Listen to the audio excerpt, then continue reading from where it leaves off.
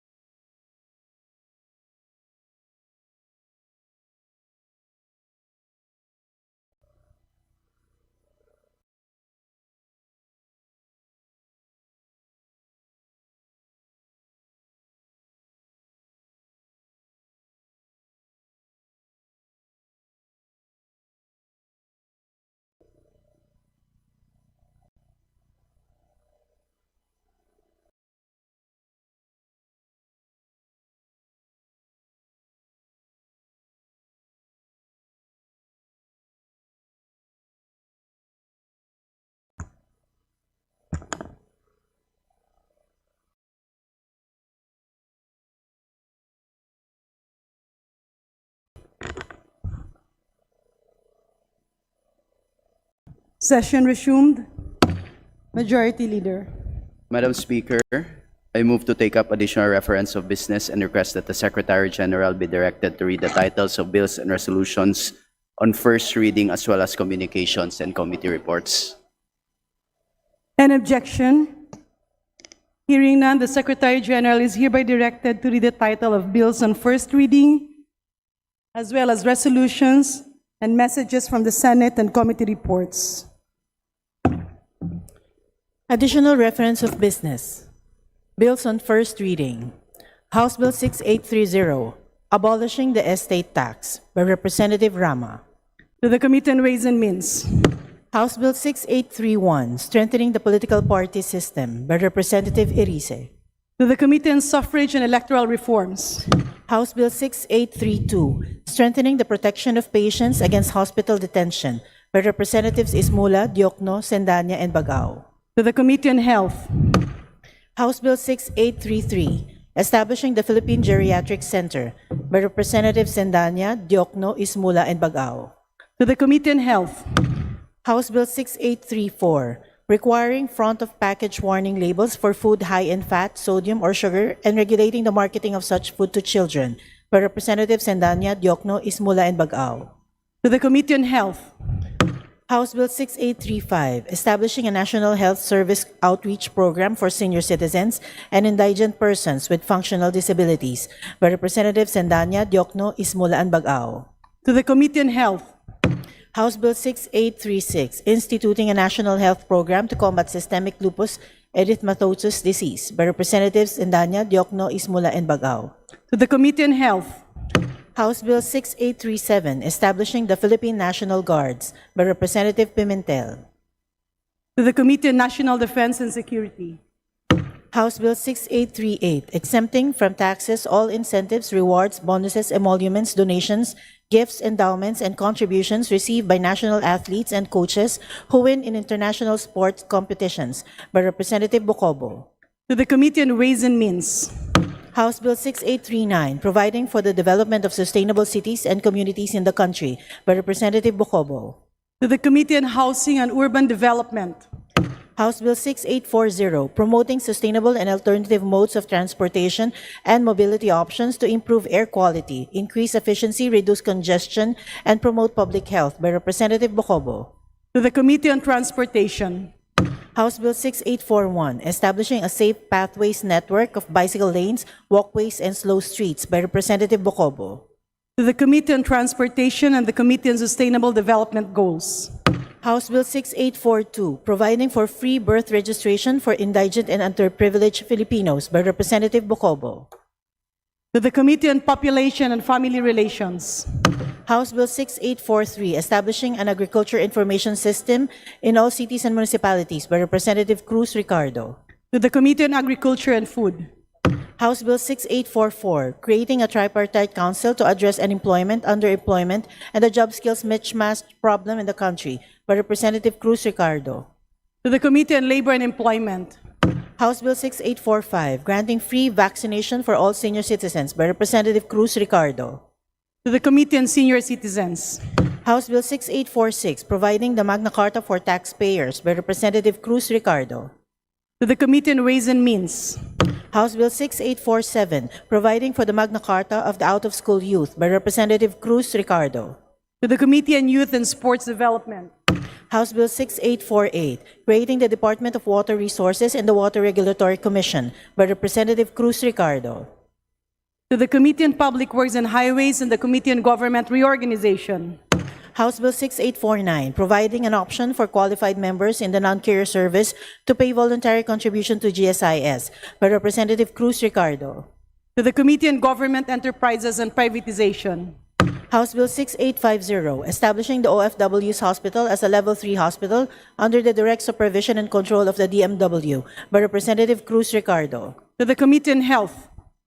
House Bill 6851, declaring May 8 of every year a special working holiday all over the country to honor the public land transportation workers, by Representative Cruz Ricardo.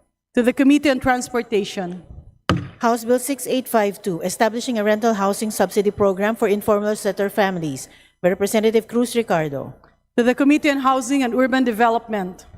House Bill 6853, regulating the production, importation, sale, distribution, provision, use, recovery, collection, recycling, and disposal of single-use plastic products, by Representative Cruz Ricardo.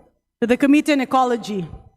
House Bill 6854, strengthening local sports programs to develop young athletes, by Representative Cruz Ricardo. To the Committee on Youth and Sports Development. House Bill 6855, strengthening the technical, vocational, and livelihood curriculum for the senior high school, by Representative Cruz Ricardo. To the Committee on Basic Education and Culture. House Bill 6856, granting Philippine citizenship to Li Ping Zheng, by Representative Poe. To the Committee on Justice. House Bill 6857, strengthening the workers' right to security of tenure by Representatives Tino, Elago, and Co. To the Committee on Labor and Employment. House Bill 6858, strengthening the constitutional rights of government employees to self-organization, collective bargaining and negotiation, and peaceful concern activities, and use of voluntary modes of dispute settlement by Representatives Tino, Elago, and Co. To the Committee on Civil Service and Professional Regulation. House Bill 6859, providing for security of tenure and granting substitute civil service eligibility for all non-regular and regular employees of the government who have rendered at least 6 months of continuous service by Representatives Tino, Elago, and Co. To the Committee on Civil Service and Professional Regulation. House Bill 6860, amending the Universal Health Care Act by Representative Galang. To the Committee on Health. House Bill 6861, amending Sections 24D and 196 of the National Internal Revenue Code of 1997 by Representative Galang. To the Committee on Ways and Means. House Bill 6862, repealing the estate tax under the National Internal Revenue Code by Representative Galang. To the Committee on Ways and Means.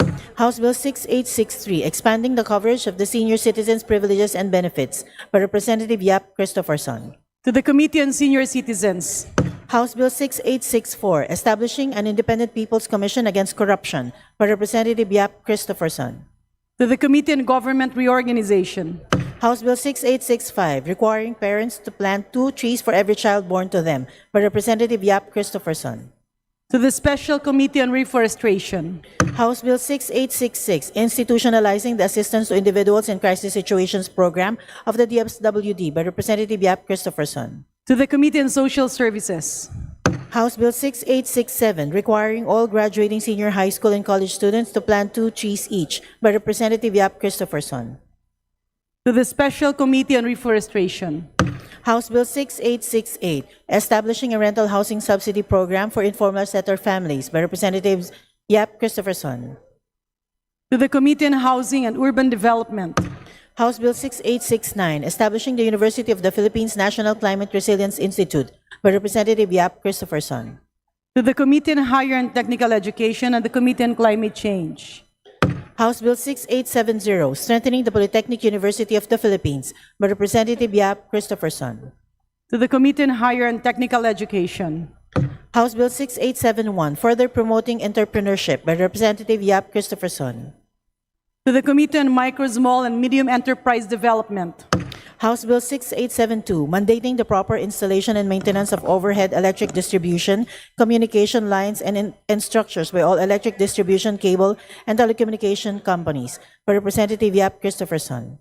To the Committee on Energy and the Committee on Information and Communications Technology. House Bill 6873, prohibiting discrimination on the basis of sexual orientation, gender identity or expression, or sex characteristics by Representative Yap Christopherson.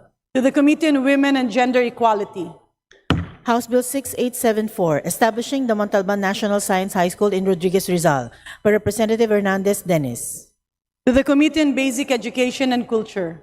House Bill 6875, ensuring the fundamental equality of men and women on laws relating to crimes against chastity by Representative Montes. To the Committee on Women and Gender Equality. House Bill 6876, removing as absolutory cause the subsequent marriage of the offended party to the offender in cases of rape, thereby extinguishing criminal liability by Representative Montes. To the Committee on Revision of Laws. House Bill 6877, strengthening the COMELEC by Representative Montes. To the Committee on Suffrage and Electoral Reforms. House Bill 6878, mandating the establishment and implementation of menopause care by Representative Montes. To the Committee on Health. House Bill 6879, repealing Article 247 of the Revised Penal Code by Representative Montes. To the Committee on Revision of Laws. House Bill 6880, defining the rights of women deprived of liberty in jails and correctional facilities by Representative Montes. To the Committee on Justice. House Bill 6881, to ensure gender-responsive and inclusive protocols and programming to address the gender-differentiated needs of women during pandemics, public health concerns, emergencies, and disasters by Representative Montes. To the Committee on Women and Gender Equality. House Bill 6882, protecting and establishing rights over the digital likeness of a person, Protection of Digital Likeness Act of 2026 by Representative Almario Dennis.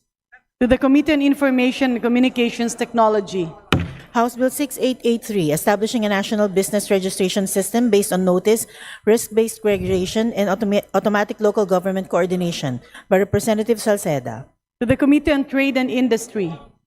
House Bill 6884, promoting entrepreneurship by establishing a sustainable financing program for micro and small enterprises through the Pondo sa Pagbabago at Pag-asenso program by Representatives Tulfo Ralph Wendell and Tulfo Jocelyn. To the Committee on Micro, Small, and Medium Enterprise Development.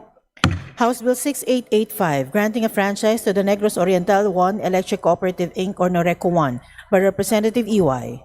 To the Committee on Legislative Franchises. House Bill 6886, defining and prohibiting political dynasties by Representative Poe. To the Committee on Suffrage and Electoral Reforms. House Bill 6887, recognizing the role of the members of the Career Executive Service by Representatives Mendoza and Santos Maria Alana Samantha. To the Committee on Civil Service and Professional Regulation. House Bill 6888, defining and prohibiting political dynasties by Representative Galeos. To the Committee on Suffrage and Electoral Reforms. House Bill 6889, to institute policies and systems to address climate change by Representative Arenas. To the Committee on Climate Change. House Bill 6890, promoting investments in low carbon economy by Representative Arenas. To the Committee on Climate Change. House Bill 6891, transferring the Philippine Overseas Construction Board from the DTI to the DMW by Representatives Macapagal Arroyo and Yap Arthur. To the Committee on Overseas Workers Affairs and the Committee on Government Reorganization. House Bill 6892, granting universal social pension to senior citizens by Representative Sonsing Bella Vanessa. To the Committee on Senior Citizens.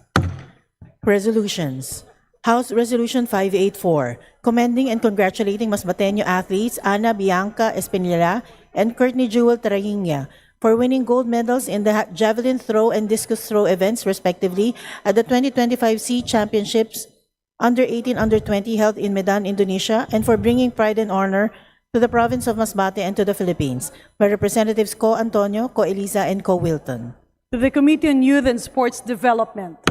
House Resolution 585, congratulating and commending Jezeline Bakting Apostol of Banyate, Iloilo, for placing top 3 in the December 2025 Physical Therapist Licensure Examination, by Representative Ang. To the Committee on Civil Service and Professional Regulation. House Resolution 586, directing the Committees on Indigenous Cultural Communities and Indigenous Peoples, Human Rights, and such other appropriate committees of the House to conduct an inquiry on the reported armed invasion and harassment that occurred in the ancestral lands of the indigenous Molbog in Marihangin Island, Barangay Bugsok, Balabac, Palawan, by Representatives Ismula, Diokno, Sendanya, and Bagao. To the Committee on Rules. House Resolution 587, congratulating and commending Rick Daniel Pasadilla of Pototan, Iloilo for his outstanding performance in the Asian Youth Para Games 2025 held in Dubai, United Arab Emirates, by Representative Ang. To the Committee on Youth and Sports Development. House Resolution 588, congratulating and commending Al Jeffrey Gonzalez of Batad, Iloilo for being a two-time Carlos Palaca Memorial Awards for Literature awardee, by Representative Ang.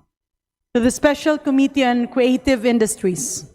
House Resolution 589, commending and congratulating Tyler Maken S. Chua for winning the gold medal in the Ocean Kids 500-meter category and for his exemplary performance at the Oceanman World Final Championship in Dubai 2025, held on 6 to 7 December 2025 in the United Arab Emirates, by Representative Ko.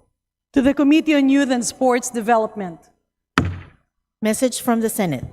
Message dated December 15, 2025, informing the House of Representatives that on even date, the Senate passed Senate Bill 604, amending Article 1, Section 5 of the National Commission on Muslim Filipinos Act of 2009, in which it requests the concurrence of the House.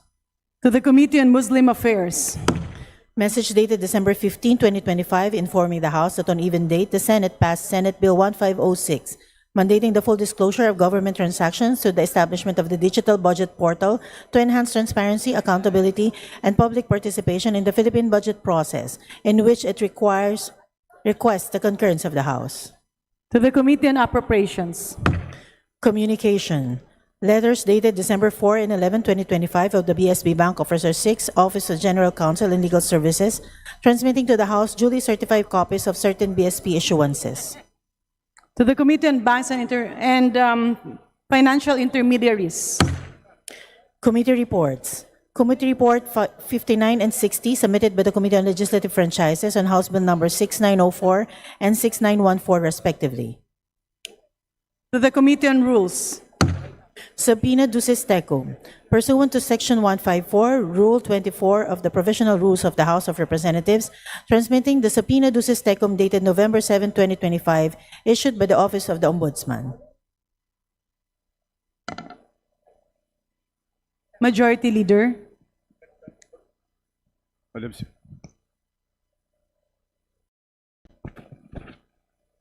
Hello. Madam Speaker.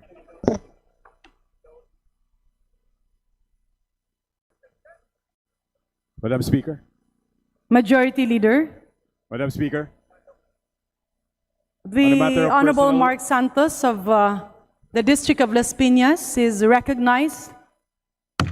May we know the intention of the Honorable Mark Santos? Madam Speaker, on the personal and collective privilege on the issue of privatization of prime water. Madam Speaker. The Honorable Mark Santos has 10 minutes. Please proceed. Tubig ay karapatan, hindi lang negosyo ang pagbebenta ng prime water. Madam Speaker and distinguished colleagues, I rise today on a matter of urgent public interest. Hindi lamang po ito usapin ng negosyo. Hindi ito simpleng corporate transaction. Ito ay usapin ng tubig, isang pangunahing karapatan at serbisyong pampubliko na direktang tumatama sa buhay ng milyong-milyong Pilipino. Madam Speaker, kamakailan lamang ay inanunsyo ng Prime Water Infrastructure Corporation na may joint venture agreements sa maraming local districts sa buong bansa ay buong ibebenta na at ililipat ang pagmamay-ari at kontrol sa Crystal Bridges Holding Corporation ng Lucio Co. Group. Ibig sabihin po nito, ang control sa isang napakahalagang public utility, ang tubig ay muling nailipat sa kamay ng isang pribadong grupo sa pamamagitan ng isang corporate deal na ginawa sa labas ng publiko at halos walang konsultasyon sa mga consumer at lokal na pamahalaan. Madam Speaker, linawin po natin ang Prime Water ay hindi basta-bastang ordinaryong kumpanya. Ito ay may direktang operasyon sa mga local water districts sa buong bansa na likas ng mga public utilities. Ang mga water district ay hindi dapat tratuhin parang lupa o shares na pwedeng bilhin at ibenta na parang ordinaryong asset. Sa loob ng maraming taon, paulit-ulit na po nating narinig na ang reklamo ng taong bayan. Mahina at putol-putol na supply, madumi at hindi ligtas na tubig, delayed o kulang na infrastructure improvements, at patuloy na pagtaas at singil kahit hindi ramdam ang serbisyo. Ngayon po, sinasabi po na may bagong may-ari na at tila inaasahang automatic improvement. Pero Madam Speaker, hindi porket nagpalit ng may-ari, nagbago na ang sistema. Gusto ko pong linawin na hindi po tayo laban sa pribadong sektor. Kailangan natin ng investment at technical capacity sa water infrastructure. Ngunit, ibang usapan na po kapag essential service ang pinag-uusapan. Kapag tubig na, walang choice ang tao. Hindi pwedeng sabihing lumipat ka na lang ng provider. Kung ang prime water ay naibenta sa mataas na halaga, isang tanong lang po ang malinaw. Sino ang babawi ng gastos? Consumers po ba sa pamamagitan ng mas mataas na singil? Ang taong bayan na naman po ba ang magbabayad para sa isang corporate deal na hindi naman nila pinili? Madam Speaker, hindi pwedeng manahimik ang Kongreso. We must ask, ano ang manilaw na proteksyon ng consumers sa panahong ito ng transition? I-review ba ang mga joint venture contracts na matagal nang may problema? Paano titiyakin ng mga regulators na serbisyo ang uunahin at hindi kita?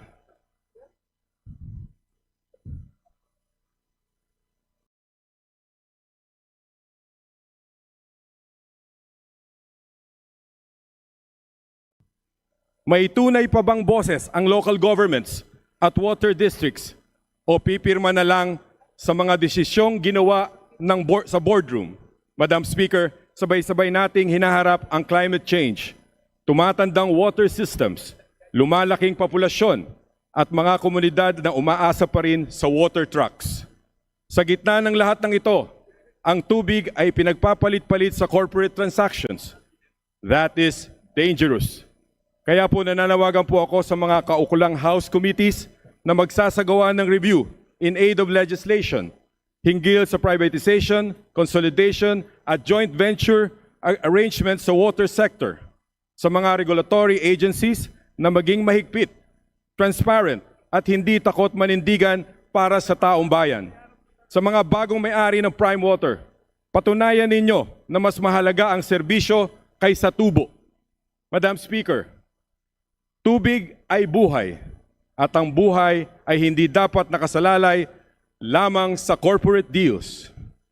Kung ang pagbebentang ito ay magdudulot na mas maayos na serbisyo, mas abot-kayang singil at mas malawak na access, then we welcome it.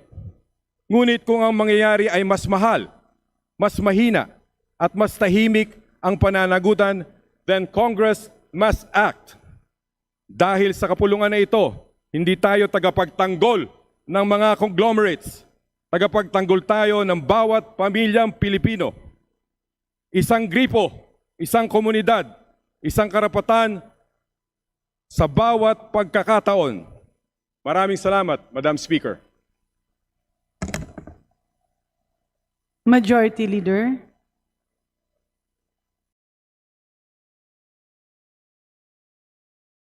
Madam Speaker, I move to recognize the gentleman, Honorable Percy Sandanya, for his interpolation.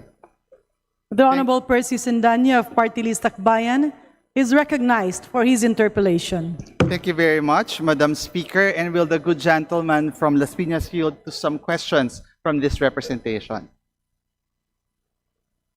Madam Speaker, sa ngayon po ay marami ang nagulat at nagulantang. Kasi sabi niyo nga po, dear colleague, nangyari ito sa maliliit na mga kwarto. These conversations happened in small rooms as nalingid po sa kaalaman ng taong bayan na pinapahirapan ng napakapangit na serbisyo ng Prime Water. Madam Speaker, dear colleague, bakit po disadvantageous talaga sa taong bayan ito nangyaring pagbebentang ito? Madam Speaker, wala pa pong malinaw na aksyon ang mga water regulators regarding sa prime water problems.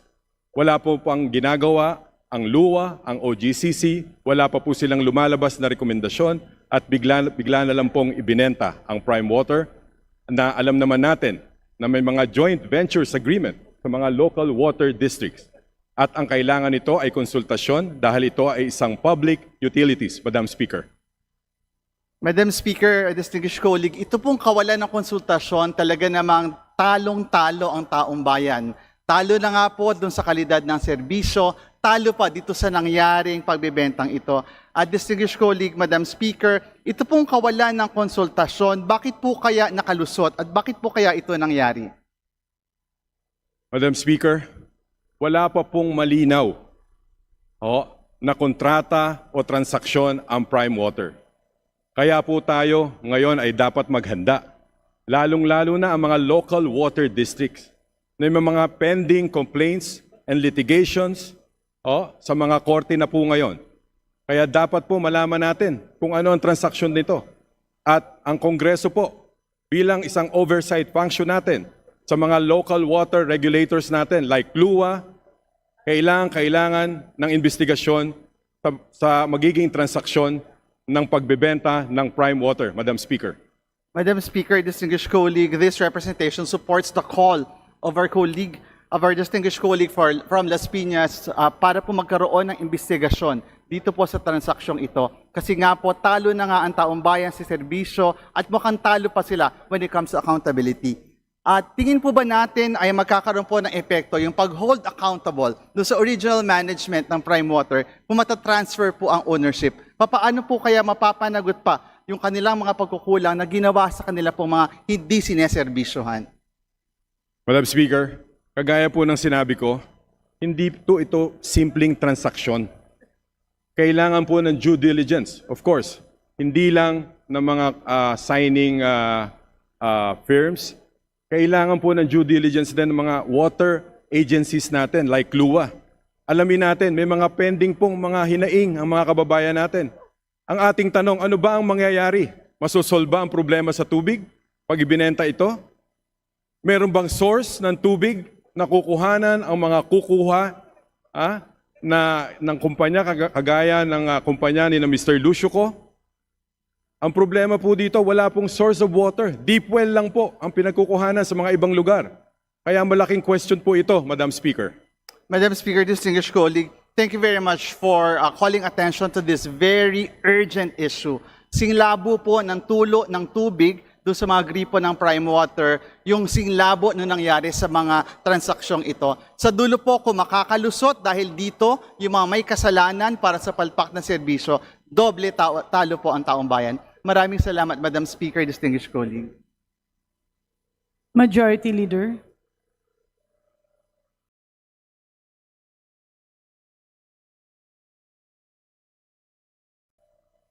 Madam Speaker, I move to recognize the lady from Gabriela, Honorable Elago, for her interpellation. The Honorable Sarah Jane Elago of Party List. Gabriela is hereby recognized for her interpellation. Maraming salamat, Madam Speaker. Ilang katanungan lang ho sa ating representante mula sa Las Piñas City tungkol sa kanyang pahayag, tungkol sa kanyang talumpati. Una, ang bentahan ba ng Prime Water ay otomatikong nagbubura doon sa pinsala na dinanas ng ating mga kababayan dahil sa privatisasyon ng tubig? No? Nakaranas sila, katulad ho ng nabanggit nyo, poor service. Nandyan din yung mataas na singilin. Pati na rin yung hindi natupad na mga obligasyon pagdating sa paghahatid ng maayos na serbisyong patubig. Otomatiko bang nabubura ng pagbibenta niyan ang kanilang obligasyon at pananagutan? Madam Speaker, kagaya po ng akin ding katanungan, hindi po malinaw ang transaksyong gagawin sa pagbili ng Prime Water. Kagaya po ng tanong ng ating kasama, hindi po natin masasagot ngayon yan. At kailangan po ng tulong ng Kongreso. Hindi na po dapat po madala na po tayo sa mga naging transaksyon ng dating kumpanyang ito. At kailangan sagutin po nila lahat ang mga katanungan natin dito sa Kongreso. Lalong-lalo na mga kababayan natin na hanggang ngayon ay wala pa ring tubig. Naghihintay pa rin. Nagbabayad ng mataas na serbisyo, mahal na serbisyo. At ako po ay naniniwala sa tulong ng Kongreso. Magagawa po natin ng paraan kung magiging maayos po ang transaksyong ito, Madam Speaker. Madam Speaker, sa tingin ba ng ating representante mula sa Las Piñas City na dapat bayaran ng danyos ang mga consumer sa pamamagitan ng refund at iba pang anyo na mga kompensasyon? Madam Speaker, kagaya ng tinatanong ko din po sa aking personal and collective privilege, hindi po natin masagot ang lahat ng ito hanggat hindi natin iniimbestigahan ang transaksyon na mangyayari between Prime Water and the Lucio Co. Group of companies. So.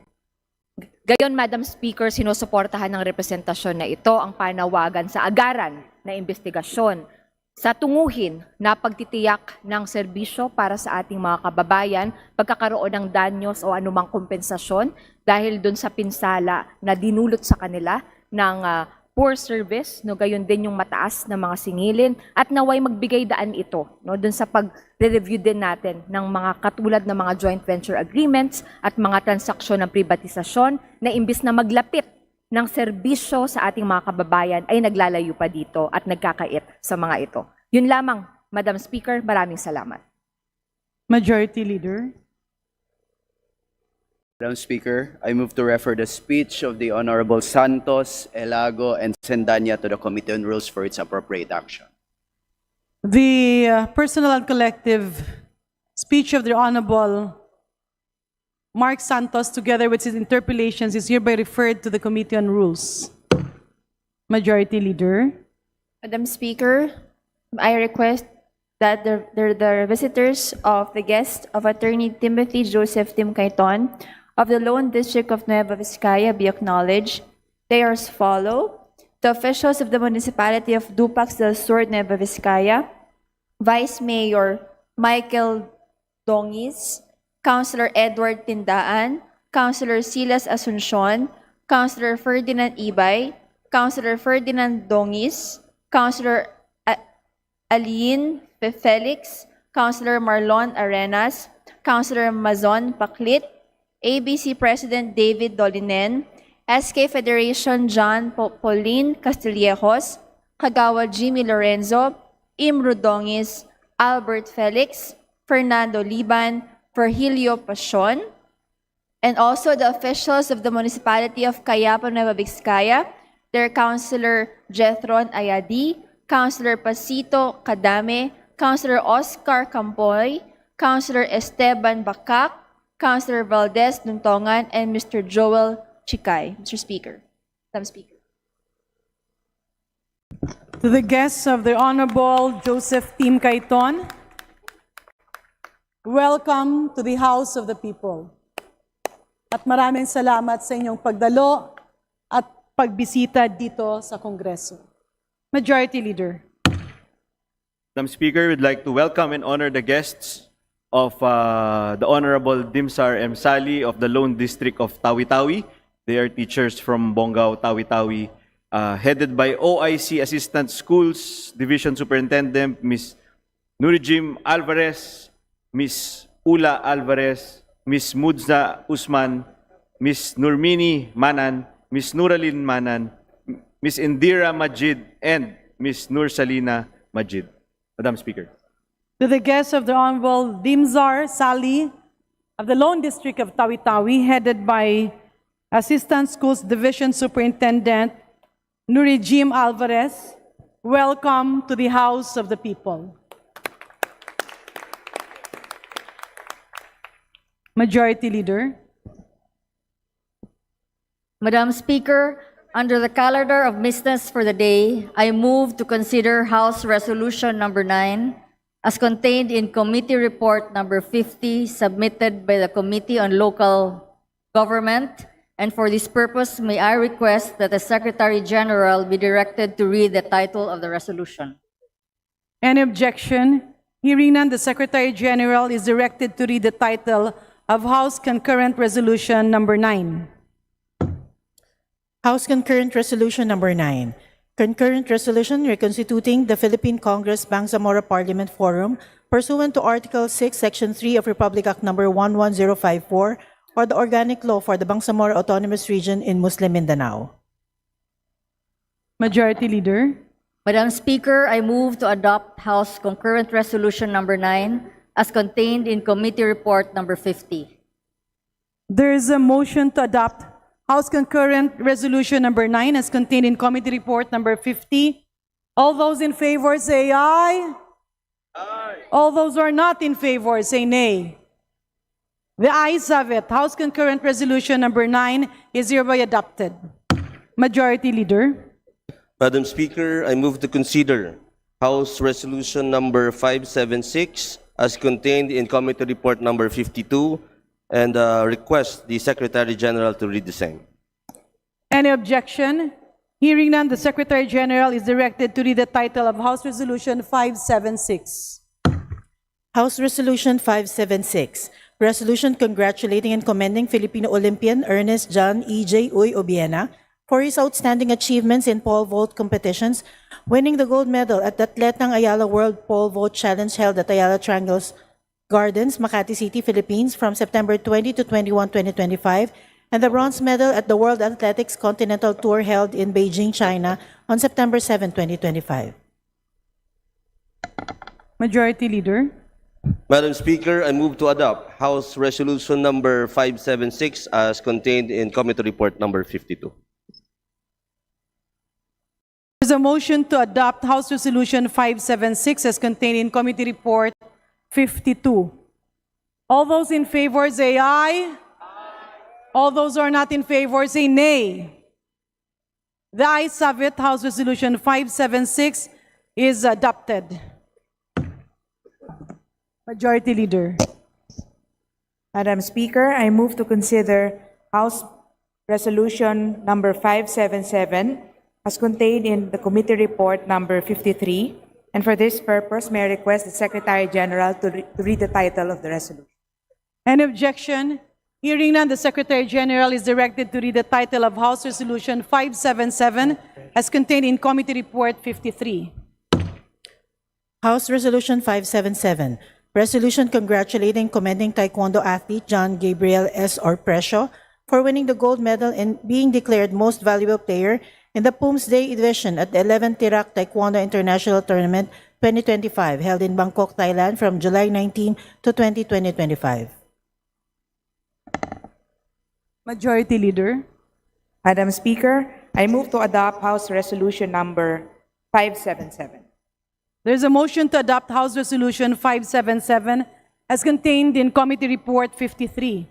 All those in favor say aye. Aye. All those who are not in favor say nay. The ayes have it. House Resolution 577 is hereby adopted. Majority Leader. Madam Speaker, I move to consider House Resolution number 578 as contained in Committee Report number 54, and for this purpose, may I request the Secretary General to read the title of the resolution. Is there an objection? Hearing none, the Secretary General is directed to read the title of House Resolution 578. House Resolution 578, resolution congratulating and commending Filipina track and field athlete Geraldine Rodriguez for winning the gold medal in the women's 400-meter event at the 2025 Malaysia Open Athletics Championships held in Perlis, Malaysia from August 29 to 31, 2025. Majority Leader. Madam Speaker, I move to adopt House Resolution number 578. There's a motion to adopt House Resolution 578 as contained in Committee Report number 54. All those in favor say aye. Aye. All those are against say nay. The ayes have it. House Resolution 578 is hereby adopted. Majority Leader. Madam Speaker, I move to consider House Resolution number 579 as contained in Committee Report number 55, and for this purpose, may I request that the Secretary General be directed to read the title of the resolution. Any objection? Hearing none, the Secretary General is directed to read the title of House Resolution 579. House Resolution 579, resolution congratulating and commending the Philippine National Paddle Team, Padel Pilipinas League Incorporated, for its historic championship victory in the 2025 Asia Pacific Paddle Cup held in Selangor, Malaysia from August 28 to 31, 2025. Majority Leader. Madam Speaker, I move to adopt House Concurrent Resolution number 579 as contained in Committee Report number 55.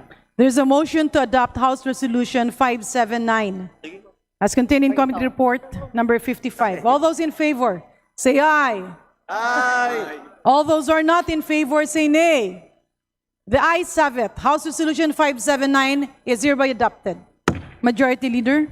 Madam Speaker, I move to consider House Resolution number 581 as contained in Committee Report number 57, and for this purpose, may I request that the Secretary General be directed to read the title of the resolution. An objection? Hearing none, the Secretary General is hereby directed to read the title of House Resolution 581. House Resolution 581, resolution congratulating and commending Filipino boxer Vince Barras for winning the International Boxing Federation Pan-Pacific Super Flyweight title held in General Santos City, Philippines on June 29, 2025. Majority Leader. Madam Speaker, I move to adopt House Resolution number 581. There's a motion to adopt House Resolution 581 as contained in Committee Report number 57. All those in favor say aye. Aye. All those who are not in favor say nay. The ayes have it. House Resolution 581 is hereby adopted. Majority Leader. Madam Speaker, I move to consider bills under the calendar of business for Thursday and Friday. An objection? Hearing none, said motion is approved.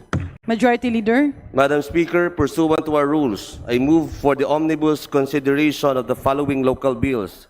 House Bill number 6642 under Committee Report number 38.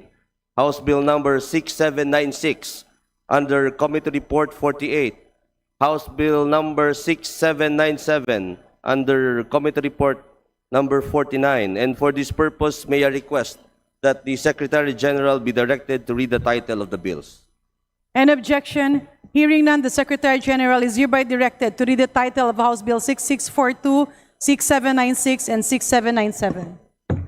House Bill 6642, an act establishing in the Municipality of Tigaon, Province of Camarines Sur, a basic comprehensive multi-specialty center under the Bicol Medical Center to be known as the Partido Multi-Specialty Center and appropriating funds therefore.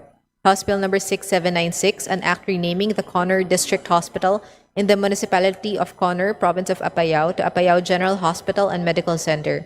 House Bill number 6797, an act renaming the Far North Luzon General Hospital and Training Center in the Municipality of Luna, Province of Apayao to Elias K. Bulot Sr. General Hospital and Medical Center. Majority Leader. Madam Speaker, I move to open the period of sponsorship and debate and that the respective explanatory notes be considered as the sponsorship of the said measures. An objection? Hearing none, the period of the explanatory note of the corresponding bills are hereby adopted as a sponsorship speech. Majority Leader. Madam Speaker, there being no member who wishes to interpolate of the said three measures, I move to close the period of sponsorship and debate. An objection? Hearing none, the period of sponsorship, debate, and interpellation is hereby terminated. Majority Leader. Madam Speaker, I move to open the period of amendments and approve the committee amendments, if any, as contained in the respective committee reports of the aforementioned bills. An objection? Hearing none, the motion is approved. Majority Leader. Madam Speaker, there being no individual amendments, I move to close the period of amendments. An objection? Hearing none, the period of committee and individual amendments is hereby terminated. Majority Madam Leader. Speaker, I move to vote on second reading the following House Bill number 6642 under Committee Report number 38, House Bill number 6796, Committee Report number 48, House Bill number 6797 under Committee Report 49. There is a motion to approve House Bill 6642, 6796, and 6797 on second reading. All those in favor say aye. All those who are not in favor say nay. The ayes have it. House Bill 6642, 6796, and 6797 are hereby approved on second reading. Majority Leader. Madam Speaker, under the calendar of business for the day, I move to consider House Bill number 178, submitted by the Committee on Information and Technology. And for this purpose, may I request that the Secretary General be directed to read the title of the bill. An objection? Hearing none, the Secretary General is hereby directed to read the title of House Bill 178. House Bill number 178, an act mandating public telecommunications entities and internet service providers to institute an automatic refund mechanism for service outages and disruptions, providing penalties for violations thereof. Majority Leader. Madam Speaker, I move to open the period of sponsorship and debate and that the chairperson of the Committee on Information and Communications Technology, the Honorable Representative Miguel Luis Villaferte, be recognized to begin the sponsorship of the measure. An objection? Hearing none, the period of sponsorship, debate, and interpellation is hereby opened, and for this purpose, the Honorable Miguel Luis Villafuerte of the 5th District of Camarines Sur is hereby recognized. Maraming salamat po, Mr. Speaker, at ang aking mga minamahal na kasamahan. Sa panahon po natin ngayon, malinaw ang isang katotohanan. Hindi na luho ang internet. Ito ay isang pangangailangan. Para sa estudyanteng naka-online class, para sa manggagawang naka-work from home, para sa maliliit na negosyong umaasa sa online orders, kapag nawala ng internet, nawawala ang kita, oportunidad at serbisyo. Pero ang tanong po natin, kapag nawalan ng serbisyo, nawawala rin ba ang singil? Sa kasalukuyan po ay hindi. Marami po sa atin, mga kababayan, ang patuloy na nagbabayad ng buo kahit mahina ang signal, kahit paulit-ulit ang outage, kahit isang buong buwan o higit pa na walang koneksyon. At kapag humingi ng refund, ang sasabihin sa kanila, mag-file po kayo ng complaint, maghintay po kayo. Minsan, wala ring nangyayari. Hindi po ito patas. Kaya inihaharap po natin ang House Bill number 178. Simple lang po ang prinsipyo ng panukalang ito. Kung siningil ang consumer sa serbisyong hindi niya natanggap, dapat automatic ang refund. Sa ilalim ng batas na ito, kapag ang outage ay 24 hours o higit pa sa loob ng isang buwan, may automatic prorated refund o bill adjustment dapat. At hindi na kailangan magreklamo pa ang mga consumer.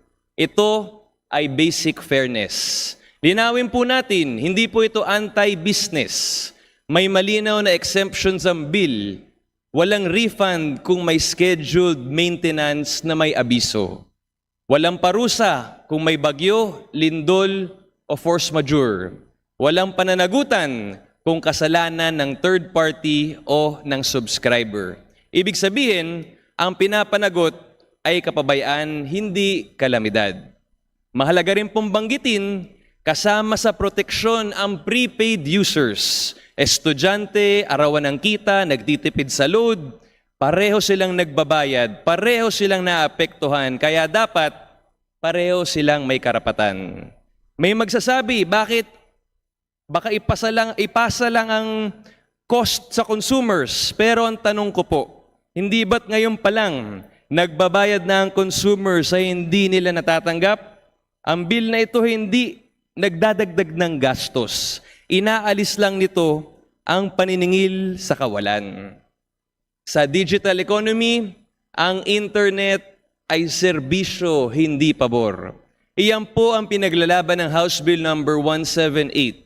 Kaya buong galang po akong humihiling ng inyong suporta para sa agarang pagpasa ng panukalang batas na ito, para sa mamamayan, para sa katarungan, para sa digital fairness. Maraming salamat po. Majority Leader.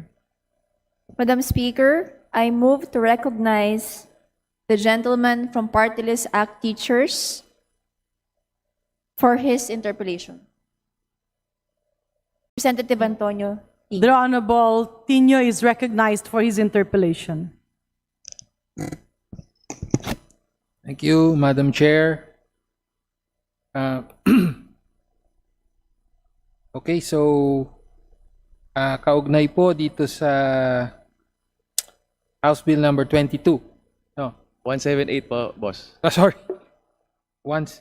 Next po yung 22.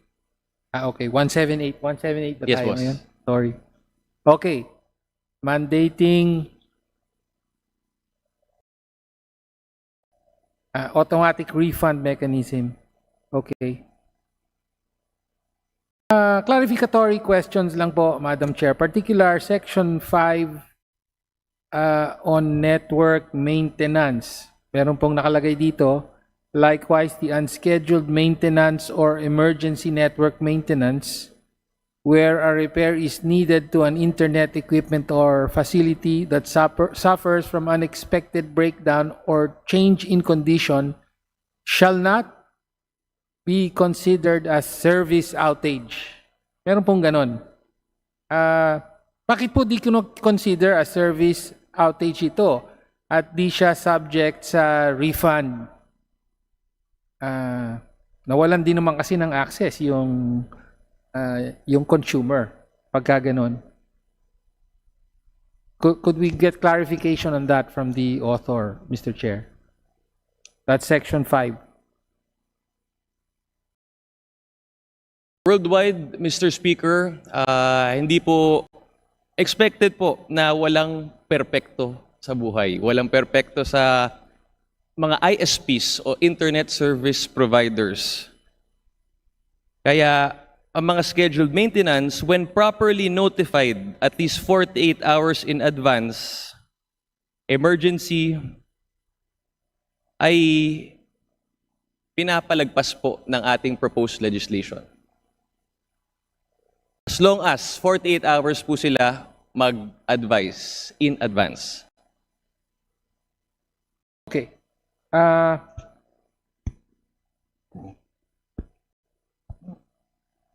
So yung pagka-emergency, hindi po talaga counted sa refund? Yes, Okay. boss. Yes, Mr. Speaker. Force majeure, emergency, bagyo, lindol, baha. At ayon sa inyo ay parang globally, there is such a standard. Yes, Mr. Speaker. Okay. Okay. And ito pong unscheduled maintenance or emergency network maintenance, kasama po ba yan or counted po ba yan dun sa 48-hour maximum outage per month na cumulative? Would that be included? Mr. Speaker, as long as they advise in advance, 48 hours to be specific, kasama po sa proposed legislation. Well, if it's emergency work. Sorry, preventive maintenance, Mr. Speaker. Pagka preventive maintenance po. Okay. All right. Then finally, just another clarificatory question. Maiksi lang naman po to, Mr. Chair. Regarding Section 6, automatic refunds for internet and telecommunications service outages and interruptions. How much exactly is the refund? No, it says here it is for an aggregate period of 24 hours.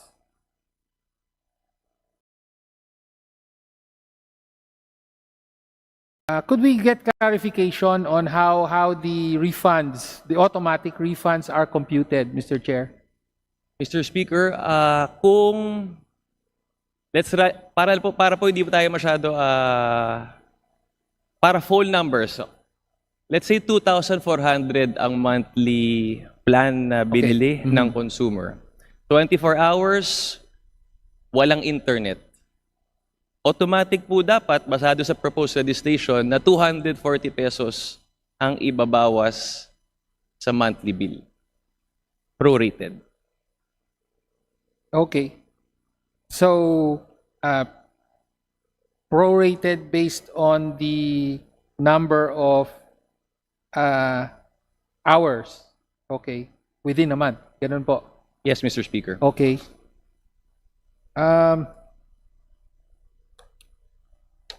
Okay, actually yun lang, Madam Chair, mga clarificatory questions lang.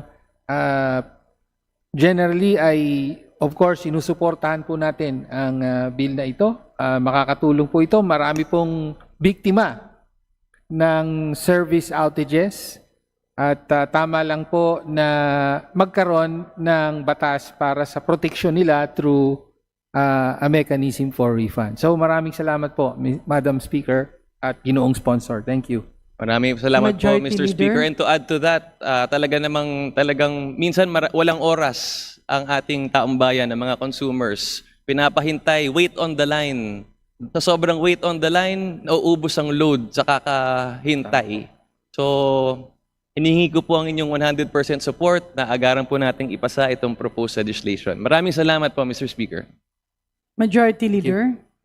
Madam Speaker, there being no other member who wishes to interpret the sponsor, I move to close the period of sponsorship and debate. There's a motion to terminate the period of sponsorship, debate, and interpellation. Any objection? Hearing none, said motion is approved. Majority Leader. Madam Speaker, I move to open the period of amendments. An objection? Hearing none, the period of amendments is hereby opened. Majority Leader. Madam Speaker, there being no committee nor individual amendments, I move to close the period of amendment. There's a motion to terminate the period of amendments. Any objection? Hearing none, the motion is approved. Majority Leader. Madam Speaker, I move to vote on second reading House Bill number 178. There's a motion to approve on second reading House Bill 178. All those in favor say aye. Aye. All those who are not in favor say nay. The ayes have it. House Bill 178 is hereby approved on second reading. Majority Leader.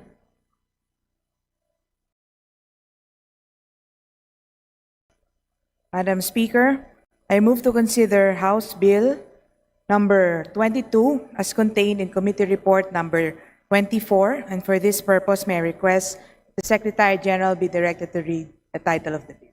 An objection? Hearing none, the Secretary General is hereby directed to read the title of House Bill 22 as contained in Committee Report 24. House Bill number 22, an act providing for cheaper and more accessible internet for all. Majority Leader. Madam Speaker, I move to open the period of sponsorship and debate, and that the chairperson of the Committee on Information and Communications Technology, the Honorable Representative Miguel Luis R. Villafuerte, be recognized to begin sponsorship of the measure. There's a motion to open the period of sponsorship, debate, and interpellation on House Bill 22. Any objection? Hearing none, the period of sponsorship, debate, and interpellation is hereby opened, and for this purpose, the Honorable Miguel Luis Villafuerte is recognized to sponsor said measure. Maraming salamat po muli, Mr. Speaker, at aking mga minamahal na kasamahan dito po sa 20th Congress. We live in a time where internet connectivity is a must. Kung walang maaasahang internet, napag-iiwanan ng ating mga mag-aaral. Nahihirapan ng mga manggagawa at nababawasan ang oportunidad para sa maliit na negosyo. Nakita po natin ito ng malinaw noong panahon ng pandemya, kung kailan ang edukasyon, trabaho at serbisyong pampubliko ay halos umasa sa internet. Ngunit hanggang ngayon, milyon-milyong Pilipino pa rin ang nagsasabing sana all may internet.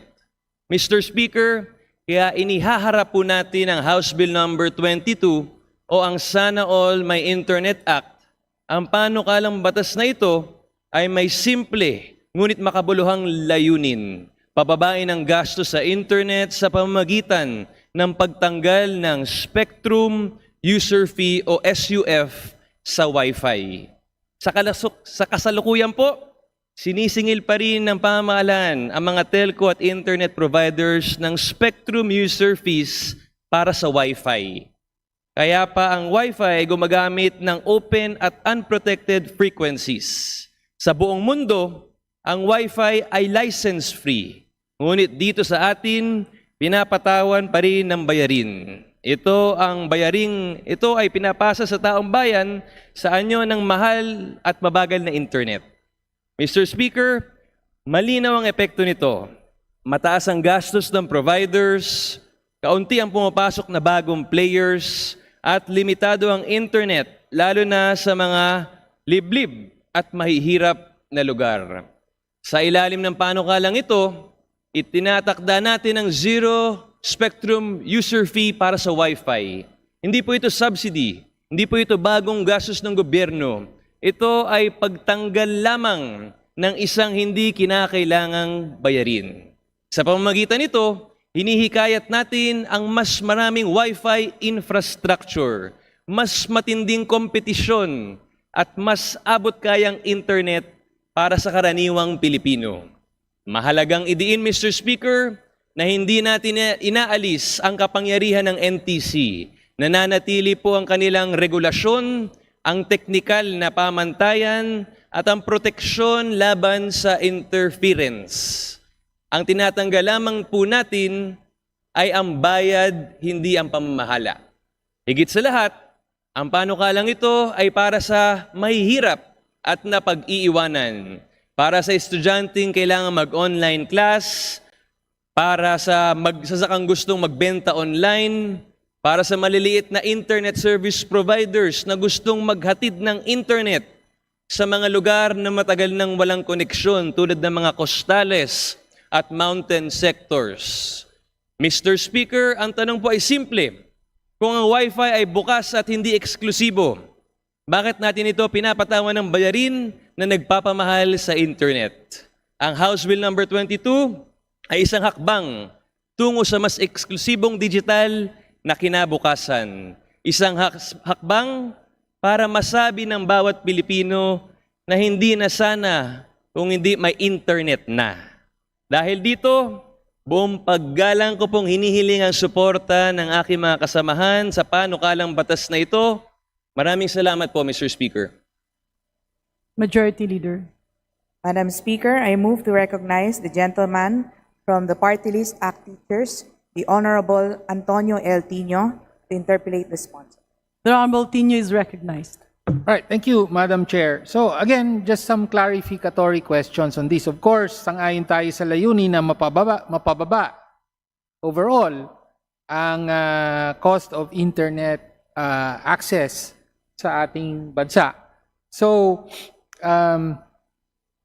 ang pinakalayunin nito ay tanggalin na yung spectrum user fees, particularly just for these Wi-Fi bands, yung 2.4 gigahertz at saka yung 5 gigahertz spectrum, na yun yung mga ginagamit ng Wi-Fi networks in particular. Pero alam din kasi natin na yung spectrum user fees, yun ang, ayon naman sa free Wi-Fi law, yun din ang pagkukunan ng pondo daw para pondohan yung free Wi-Fi services to be provided by government. Na kulang din naman. Gusto lang po natin malaman how much income is actually will government actually forego by taking away the spectrum user fees from the Wi-Fi frequencies. Magkano po?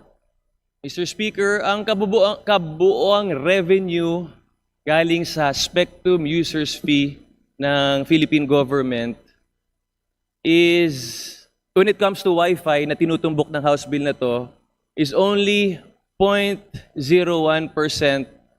of the whole SUF revenue. Yung over 99% ay mula sa telcos na kung saan license, exclusive, at hindi po siya open, license po siya. So pagdating po sa House Bill na to, tinutumbukan po natin yung sa Wi-Fi na basado sa data, basado sa NTC, every year, 0.01% sa ating revenue na nakokolekta. So, sa akin pong personal na opinion, Mr. Speaker, this is minimal because ang resulta nito, mas konektadong bansa. yes. Ang resulta nito, mas maraming digital jobs na makikreate. E-commerce sa ating bansa mabubuhay. At we are expecting additional tax revenues from this. So thank you, Madam Speaker. So 0.01% ng total spectrum user fees collected from the telcos yung maapektuhan pagka in-exempt na natin yung Wi-Fi frequency. So in other words, yung bulto ng spectrum user fees are charged from the telcos using yung mga cellular bands, 5G, 4G, maybe even 3G and 2G spectrum. Ganon, no? Naintindihan po natin yon. Meron po ba tayong peso figure, amount, na baka for the record, mailagay lang natin para malinaw kung magkano yung possible foregone revenue by passing this bill? Mr. Speaker, based on the NTC's records, I'm not sure if it's 2023 or 2024, 5 billion po ang kabuoang revenue mula sa Okay. SUF. So 0.01 of that is 5 million from Okay. that year. So 5 million. 5 Okay. million. So it's in that ballpark. So 5 million, negligible po. And it also shows, kasi yung free Wi-Fi law natin ay supposedly to be funded from spectrum user fees. Magiging maliit lang yung impact, if ever, no, sa bawas nito, dun sa 5 billion na yon. So yun lang po naman ang clarification na gusto nating marinig from the sponsor. Maraming salamat po, Madam Speaker at Ginoong Sponsor. Thank you. Maraming salamat, Mr. Speaker. And to add to that, this is part of the international best practice po muli. Ang mga kapitbahay natin dito po sa Asia, tulad ng South Korea, Singapore, Indonesia, libre na po ang kanilang SUF pagdating sa Wi-Fi. Thank you. Salamat po. Thank you, Mr. Speaker. Majority Leader. Madam Speaker, there being no other member who wishes to interpolate the sponsor, I move to close the period of sponsorship and debate. There's a motion to terminate the period of sponsorship, debate, and interpellation. Any objection? Hearing none, the motion is carried. Majority Leader. Madam Speaker, I move to open the period of amendments. An objection? Hearing none, the period of amendments is hereby opened. Majority Leader. Madam Speaker, there being no committee nor individual amendments, I move to close the period of amendments. An objection? Hearing none, the period of amendments is hereby closed. Majority Leader. Madam Speaker, I move to vote on second reading, House Bill number 22. There's a motion to approve on second reading House Bill 22 as contained in Committee Report 24. All those in favor say aye. Aye. All those who are not in favor say nay. The ayes have it. House Bill 22 is approved on second reading. Majority Leader. Madam Speaker, I move to suspend session for a few minutes. Session suspended.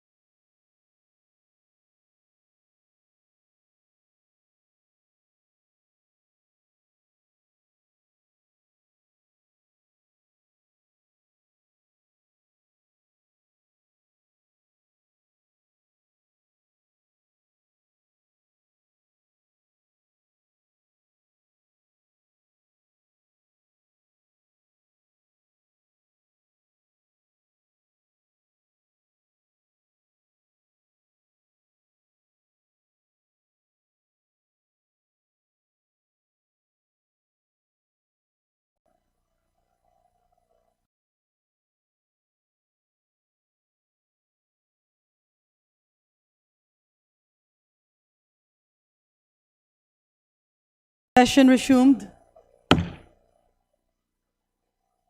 Majority Leader.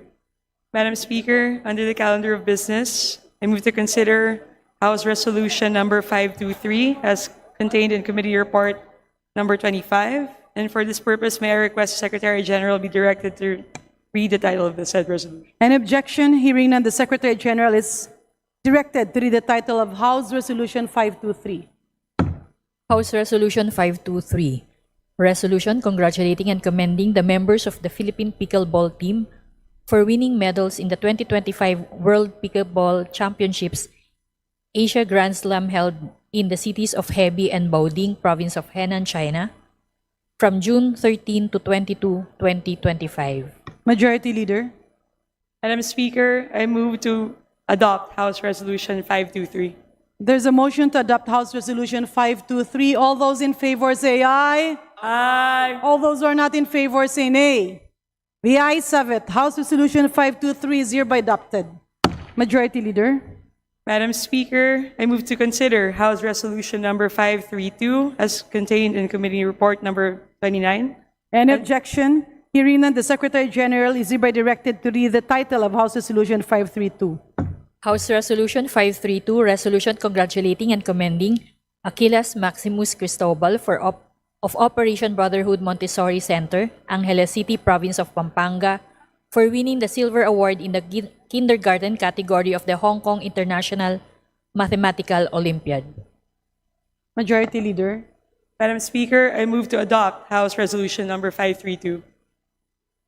There is a motion to adopt House Resolution 532. All those in favor say aye. Aye. All those who are not in favor say nay. The ayes have it. House Resolution 532 is hereby adopted. Majority Leader. Madam Speaker, with leave of the House, I move to open the privilege hour. Any objection? Hearing none, the privilege hour is hereby open. Majority Leader. Madam Speaker, I move to recognize the lady from ML Party List, the Honorable Laila de Lima, to avail of the privilege hour. The distinguished and brilliant representative from ML Party List is hereby recognized for a privileged speech, the Honorable Laila M. de Lima. Oh my God. Madam Speaker, the Honorable Majority Leader, distinguished colleagues, I rise today on a matter of collective privilege. And I speak on behalf of Filipinos whose work takes them far from this chamber into waters where danger has become familiar and protection uncertain. On December 12, 2025, near Escoda or Sabina Shoal, Filipino fishing vessels were harassed by Chinese maritime forces. Tatlong mangingisda po natin ang sinaktan. Sinira ang kanilang mga bangka. These men were fishing inside the Philippines' exclusive economic zone, waters that sustain their families and form part of our national patrimony. Para sa mga mangingisda natin na apektuhan ng nasabing insidente, mabilis lang ang mga pangyayari. Pero para sa mga pamilya nila, matagal ang epekto ng panggigipit na ito. Kailangan ng panahon para magpagaling ng mga sugat. Kailangang ayusin ang mga nasirang bangka. Kailangan makahanap ng alternatibong magpakakaitan. Gusto nilang maghanap buhay, pero ngayon kailangan pa nilang mag-isip ng mabuti bago muling pumalaot sa dagat. This incident, along with many similar occurrences in the past, is forming an already alarming pattern in the West Philippine Sea, one shaped by repetition and constant pressure. Hindi na po bago ang ganitong mga balita. Water cannons, aggressive maneuvers, and obstruction of assistance have become familiar features of maritime encounters.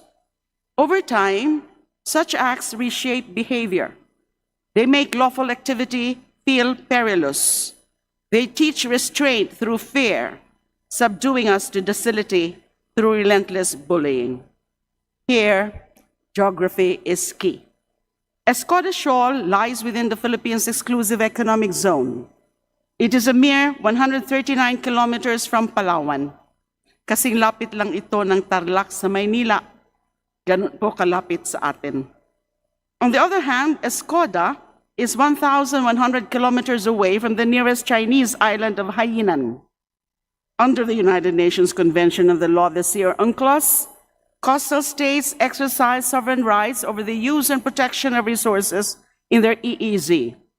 In 2016, an international arbitral tribunal affirmed Philippines' sovereign rights over its EEZ in clear terms. It clarified maritime entitlements, upheld the rights of Filipino fishermen, and documented environmental harm caused by unlawful activities. That legal framework continues to guide conduct in the region. It remains the standard by which actions are measured. What we confront today is the growing distance between law on paper and the real conditions at sea. Harassment operates as a form of pressure that accumulates over time. Each incident narrows the space for ordinary livelihoods. Each encounter recalibrates expectations about safety and access. The people who bear this weight are not policymakers or diplomats. They are fishermen who judge the weather, the catch, and now the likelihood of confrontation. They are Coast Guard personnel who answer distress calls while navigating increasingly hostile environments. There are coastal communities whose economic survival depends on access to waters that grow harder to reach. This is where the role of the state becomes immediate and tangible. Protection requires presence. Presence requires capability. Capability requires institutional commitment and full government attention. China's actions, harassment, water cannons, ramming, blocking resupply, constitute gray zone coercion, calibrated to avoid open conflict while eroding Philippine control. The Philippine response must be multi-domain, layered, and sustained, not episodic or reactive. This means the Philippine response should encompass 6 major areas: international law, alliance building, strategic information warfare, economic risk management, deterrence capacity building, and maritime enforcement.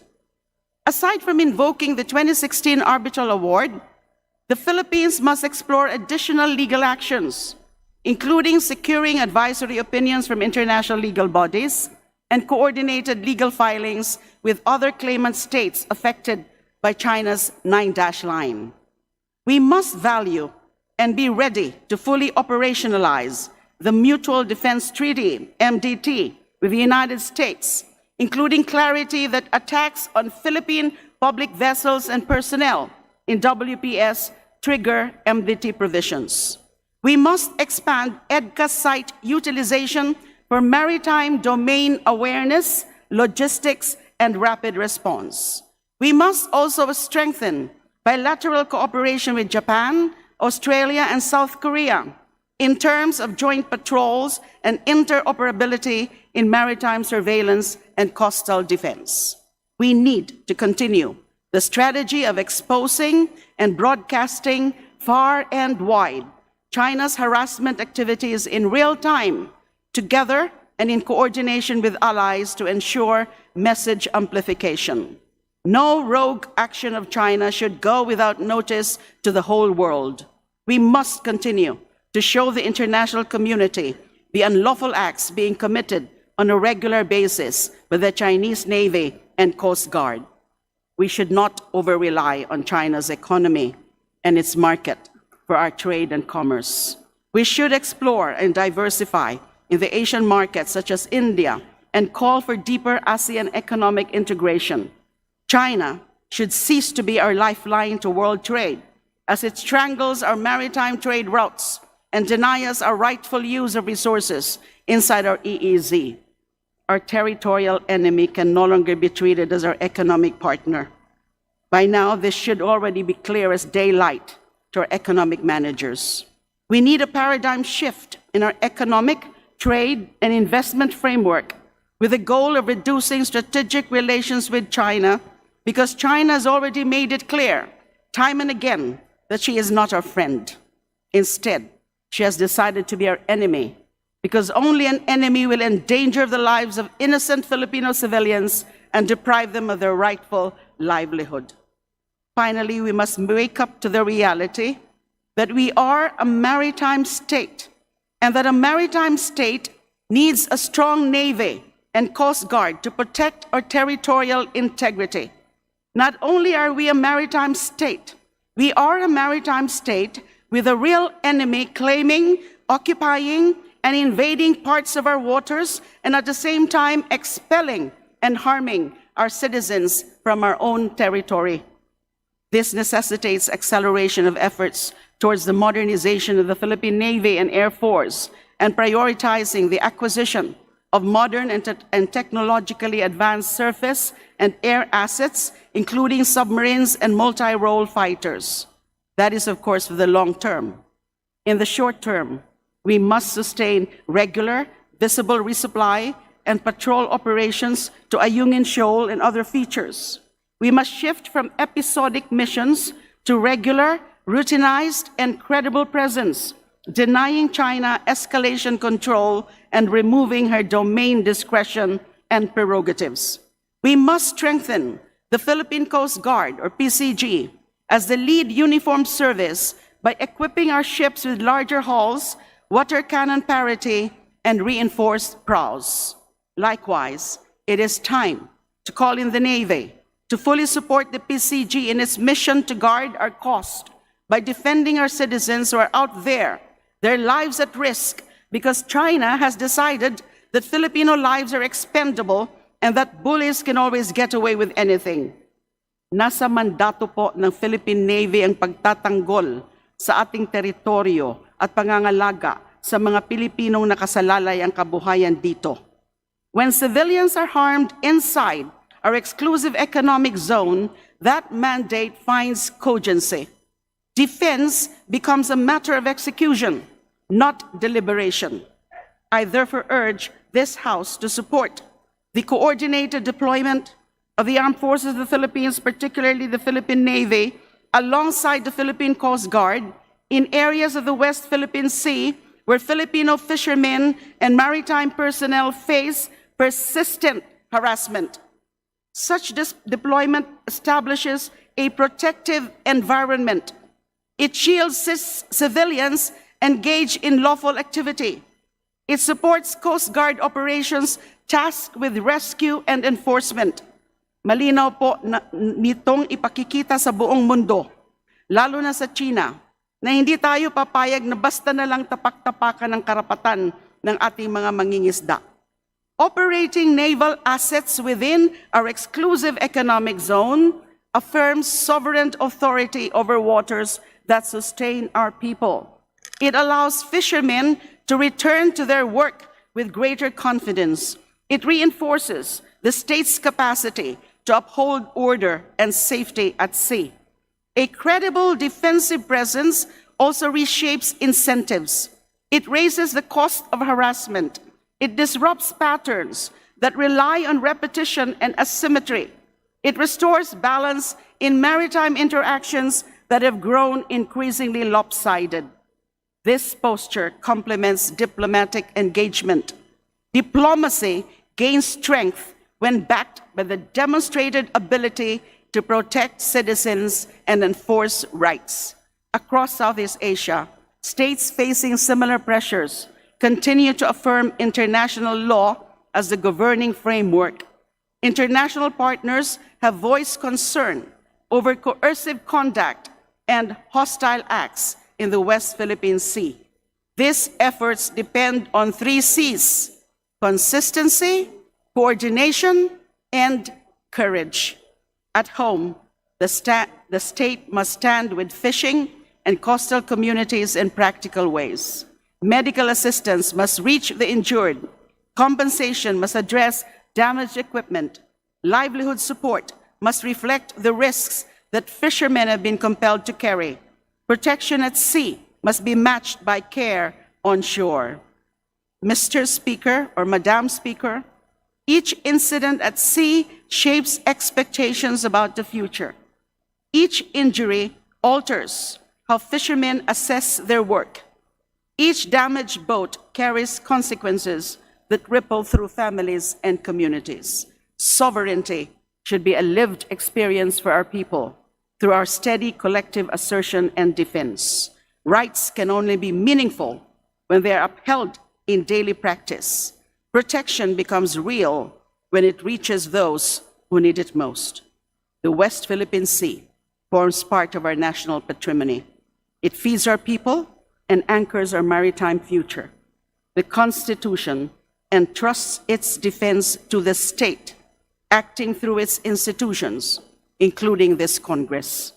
The moment before us calls for resolve expressed through action. It calls for protection that meets courage at sea with our attention, solidarity, and support. I ask this House, stand with the fishermen who were injured, with the communities that depend on the sea, armed with the conviction that Filipinos should be treated with dignity, their livelihoods deserving of our protection. Hayaan sana nating maitala na nang sinaktan ng ating mga mangingisda at nameligro ang kabuhayan ng ating mga kababayang nakaasa sa ating karagatan, ang kongresong ito ay tumindig at kumilos na kasama nila. Maraming salamat, Madam Speaker. Thank you very much. Majority Leader.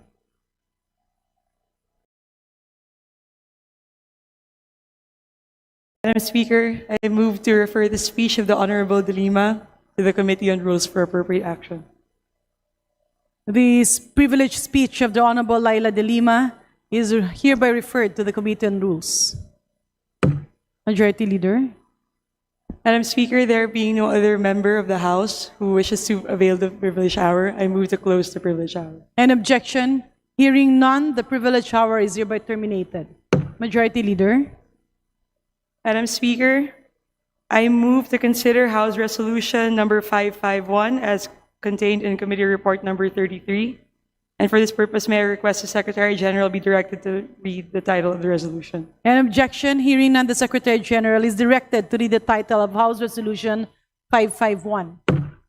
House Resolution 551, Resolution congratulating and commending Sean Derek Young of Operation Brotherhood Montessori Center, Angeles City, Province of Pampanga, for winning the Silver Award Secondary 1 Group in the Hong Kong International Mathematical Olympiad.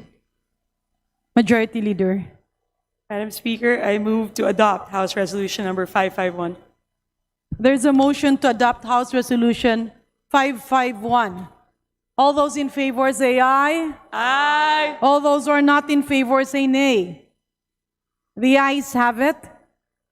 House Resolution 551 is hereby adopted. Majority Leader. Madam Speaker, I move to suspend session until Monday, December 22, 2025 at 3 o'clock p.m. Session suspended until 3 o'clock in the afternoon, Monday, December 22, 2025.